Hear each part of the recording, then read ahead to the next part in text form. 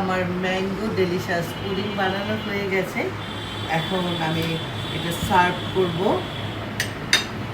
তো একটু কেটে নিই, একটু সুন্দর করে কেটে নেব। এটা কিন্তু আপনারা যখন ডেজার্টটা আপনারা বানাবেন অবশ্যই 3 ঘন্টা ফ্রিজে রেখে খাবেন, তাহলে দেখবেন যে পুডিংটা সুন্দর জমে গেছে। তো এখন আমি একটু আপনাদের মাঝে পুডিংটা তুলে দেখাবো।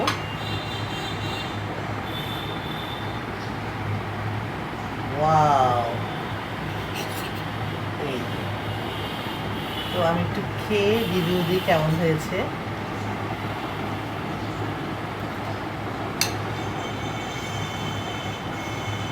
সে মজা হয়েছে, সে এরকম করে আপনারা, আমি লং ভিডিও দিব, এই পুডিংটা খেয়ে দেখতে পারেন যে এখন যেহেতু আমের সিজন, আমি আশা রাখছি আপনাদের ভালো লাগবে। সবাই ভালো থাকবেন, আল্লাহ হাফিজ।